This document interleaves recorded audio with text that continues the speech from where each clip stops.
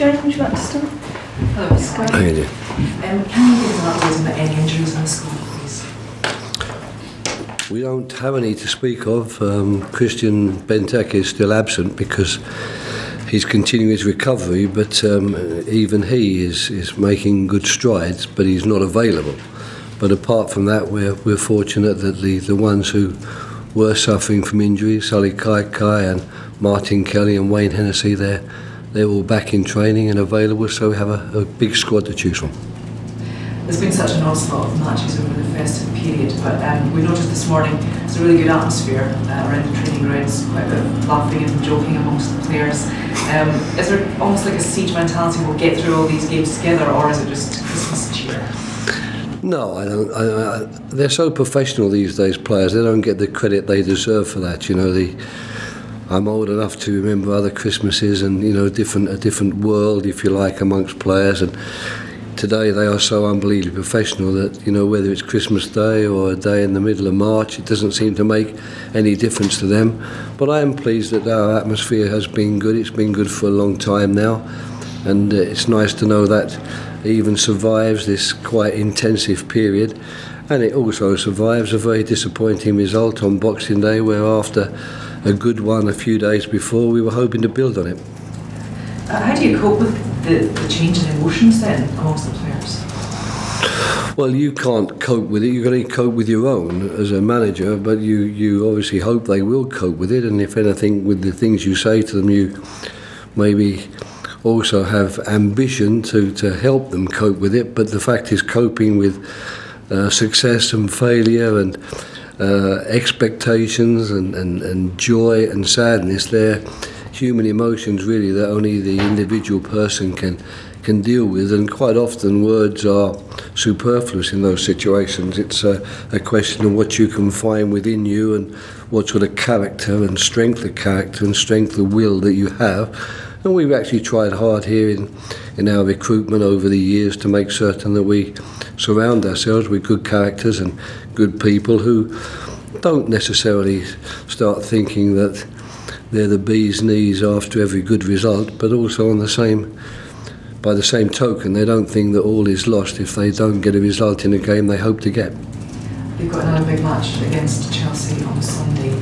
How imperative is it that you capitalise on chances? Because presumably you won't get as many as you did against Cardiff. Well, strange enough, against Cardiff, I don't think we had that many really good chances to score a goal. We had a lot of possession around their penalty area and in their final third of the field, and we really took the game to them and we sustained attacks well. But we were always against a very packed defence, and the number of times when I actually thought this is a chance we should score a goal were few and far between, as it often is in those type of games. I'm expecting the game to be a little bit more open in terms of we're expecting Chelsea to attack us without cease when they have the ball. And if we can defend well enough, it will give us more space to play, and maybe the chances will be that much more obvious, if you like, or more evident. But every club says the same thing. You know, there are no clubs in the area of the league that we are in who won't be saying, if only we took our chances better, if only we could score every chance we take. It's basically much more complicated than just we're not taking our chances. It's a whole ethos really of attacking play, and players who buy into that ethos and are capable really of doing something about it, concrete, as professional players on the field. We work hard at it, they do their best. But I'm always a bit concerned when I'm sitting here saying, oh, if only we took our chances, because I know all around the world there's people like me say exactly the same thing, because they're not in the same position in the table as Liverpool and Manchester City. Are there certain players you feel that perhaps need to take some responsibility though for having more of a ruthless streak in front of goal? Well, the thing about that is that's an easy thing to have when you're scoring lots of goals and creating lots of chances. It's a harder thing when you know that the chance that comes your way is such a vital one for your team, and if you don't take it, you're not only letting yourself down and reducing your, if you like, level as a football player professionally, you're also letting the team down as well. So there's a to get that sort of real composure and calmness and even willingness to shoot and make mistakes is much easier when your team's scoring lots of goals at the top of the table than it is when you're down the bottom of the table, and you know that every goal chance missed is potential points missed, which will keep you in the bottom half of the table. In our game on Wednesday, we had a very good chance very early on in the game. Had we taken that chance, it would have been much easier for the players to maybe capitalise on it and even score another goal. As it is, you go into the last 10 minutes knowing that not only is the chance you create of vital importance, you're also worried that because it's 0-0, you're even going to lose the point that you think you so richly deserve. And you can't divorce in football those factors, and we tend to do that a little bit, you know, well, if only we scored more goals, or if only we didn't make those mistakes at the back. That basically is what football is, and I think all you can do is continue to work very hard with the players you've got to capitalise on the chances and to show that confidence and to show that ruthlessness, if you like. And it's often a question of being prepared to fail. You know, sometimes people take options which mean they don't get such an obvious failure. Maybe by keeping the ball, they think, well, it wasn't an obvious failure, and if I'd have shot and missed, then I would have been the failure. Yeah.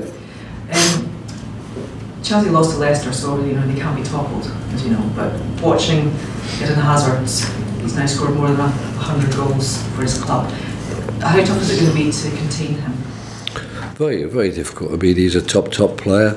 You know, I think correctly regarded as one of the top forwards in Europe and the world. He showed that in the World Cup in his performances, taking Belgium to the final. So. Was it the semi-final, if I'm correct? Yeah, the semi-final, which is still pretty good. But he's a top player. He's got all the skills that make him hard to contain, but he's also wise in his play. You know, he knows the right moment to produce those skills. He knows he needs to be doing it at the top of the field and not in the middle of the field.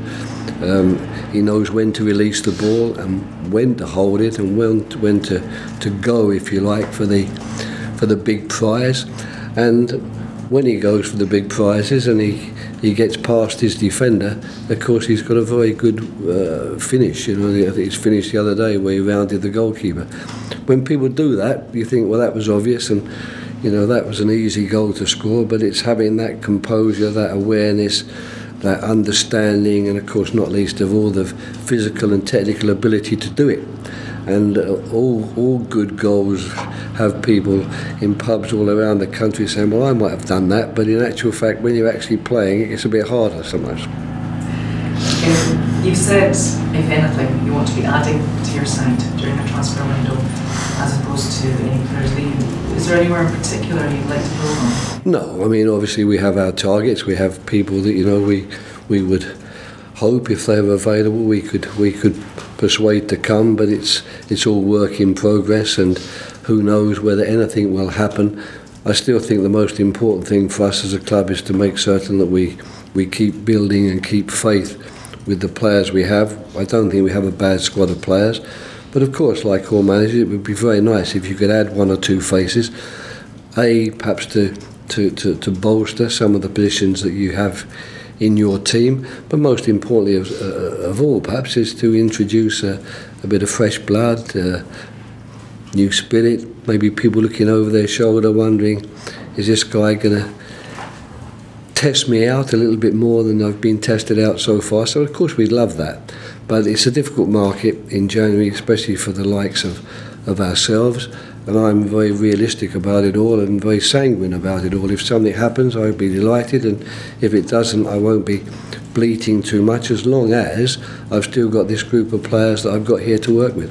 So then is it vital that you keep hold of players like Wilfred Zaha, because there's all speculation around his future? Yes, that's right, but I mean the speculation that we've had so far, I've got to say I find very hard to take seriously, but who knows, perhaps I shall be very surprised. Is that speculation around China? I don't know you sign a new 4-year contract in the Premier League and then go to China, but at the age of 25 or 26 or whatever it is. But who knows? Perhaps I'm naive. Perhaps it happens. But all I do know is that no one at the club knows anything at all about this story. It's a story which, you know, if you really wanted the ins and outs, you'd have to go to the reporter who wrote it and find out where it all came from and where his sources are, because we haven't got any at the moment. Thank you very much. Thank you. I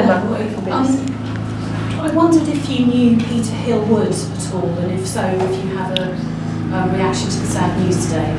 Yeah, I have a very strong reaction. Joanne told me just before I came in.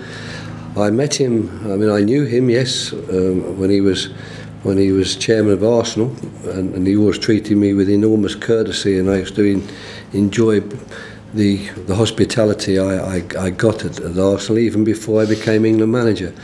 And strangely enough, there's a restaurant in Chelsea that I sometimes frequent, which I know was a restaurant he used to go to very often. And strangely enough, only 2 weeks ago, I was in that restaurant and Peter was there, and we had a conversation. So it's especially sad to hear of his passing today, because 2 weeks ago, you know, speaking to him, I had no sort of suspicion or could not possibly suspect that he was going to die that quickly afterwards. So my condolences in particular to his family who were with him that day, that I also had a chance to meet.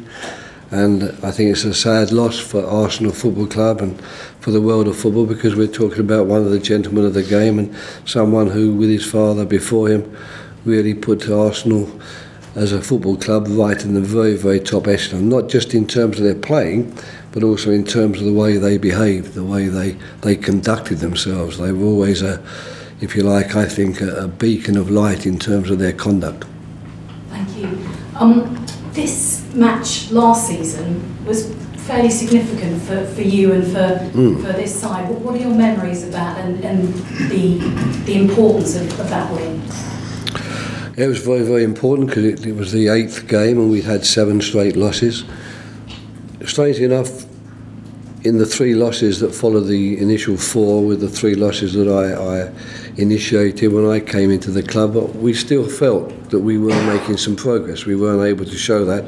To be fair, we lost up in Manchester twice to United and City, so we felt that, okay, you know, even if we were a better team and were getting everything right, like we hoped to do, we might still have struggled to get points in these games. So we thought we were on the right track. And the good thing then against Chelsea, where a little bit of fortune came our way, especially with the first goal, I remember, from Yohan Kabay. When a little bit of fortune came our way, I think it was a good moment, and it was a spur for us, because it was the spur which showed us, well, not only are we on the right track, but with a little bit of luck, if the ball bounces kindly, we can even win games, and we can win them against the champions of England, as Chelsea were at the time. So it was very pleasant memories, but unfortunately that was then. And as I know only too well, and most people should know well if they don't already, that winning a game last year is absolutely of no use to you whatsoever in terms of winning the game the year after. And the good thing is that, you know, okay, winning doesn't always guarantee you wins, but defeats don't always guarantee you defeats. Each game starts afresh. They're doing well in the league. They're going to be a very tough ask for us because of the quality of their players and also the quality of their organisation and the size and strength of the club. But we're in the Premier League to play the Chelseas of the world, and we've got to believe in ourselves. And I suppose the fact that we won last year does at least leave you with that memory that, although on paper we will be anything but favourites to win the game, we certainly haven't lost it until the referee blows the whistle around about 3 o'clock on Sunday afternoon. Oh, you mentioned Wayne Hennessy is fit again. Have you got a selection headache when it comes to your goalkeeper now? And if so, is sure. Yeah, sure. I mean, to be fair, Wayne, we need he trained today after missing the game on Wednesday. I keep wanting to say the weekend, but it wasn't the weekend. It was Wednesday, wasn't it? I've totally lost track of the days, as one does at this time of year. But he trained again today, and he'll train tomorrow. And if he comes through those that training session tomorrow, then before I select the team, it will be a selection headache, because I have to choose between him and Vicente. But I couldn't let you know at the moment if that's going to be the case or not, because until we train tomorrow and we assess him after that training session, I don't know whether he'll be available or not. And finally, for me, you've sort of mentioned the fact that you're struggling to work out what day of the week it is, and it's that busy time, isn't it, over Christmas, where the games come thick and fast. What have you learnt over the years about how you prepare for the next game when there's so little time in between them? I don't know. I wish I had an answer. I don't know if I've learned anything at all. I think you just get on with it and get through it. I think perhaps the biggest change over the years, if we go back over a longer period, has been the sports science and medical people who have made enormous strides and are a big help to us in terms of our planning of training and what we could and should not do, perhaps in training sessions, to make certain the players recover in the best possible way. And basically, I think it's probably always been at this period of time a question of playing and recovery, just to keep trying to ensure that the players that you want to play in the game are fit enough and ready to go again, and to make certain that what happens in between, if anything, helps you get them ready for the game and doesn't detract from it. There's always that question of what you do on the training field and what you don't do on the training field, and we coaches are often guilty of wanting to do more and encouraging the players to do more and getting them to do more than perhaps we should do. And we work very closely now with the sports science people, Scott Guyat here, and our medical staff with Sav Iqbal and the physios, to make certain that we're trying our very best to make certain that the guys who played against Man City and Cardiff, and that basically was the same 11 on both occasions, will be fit enough to take on Chelsea. Thank you. Mike, continue. Could I just ask you about Inter Milan? The club have been ordered to play their next 2 home games behind closed doors, and the third match with a portion of the San Siro closed following racist abuse against the Napoli defender Koulibaly on Wednesday in Serie A. Italian football have been thought to have made great strides in the past decade to sort of put all this behind them. As a former Inter manager, could I get your reaction to that? I'm very sad to hear it. I have enormous affection for the club, enormous respect for the club, in particular for the Moratti family and Massimo that I work with, who were such good owners of the club and such caring owners, really passionate fans of the club. People like Massimo Moratti and the people I work with there will be absolutely devastated by news like this. Fortunately, that didn't happen during my time. I was aware of various racial incidents all those years ago, and as you rightly say, I was hoping that the work that's been done there would have put this to some extent, if not behind them, it would at least would have improved matters. It's very sad to see that isn't the case. I congratulate the Italian authorities on taking a strong stand against racism in all forms, and if they feel that needs to be done by shutting down San Siro for Inter for a couple of games, then I can only go along with that, albeit that as an Inter man I'm sad that they'll be playing behind closed doors, and that the true Inter fans, of which there are very, very many, not just in Milan but all over Italy and the world, they'll be deprived, if you like, of watching their team play. And unfortunately, no doubt it will be because there are still some elements of society and elements of the footballing society that insist on misbehaving so badly that the authorities have got no option but to make a stand, and to make a stand in the toughest possible way. So that's about all I can say on the subject, I guess. Okay, thanks very much. That concludes the broadcast section.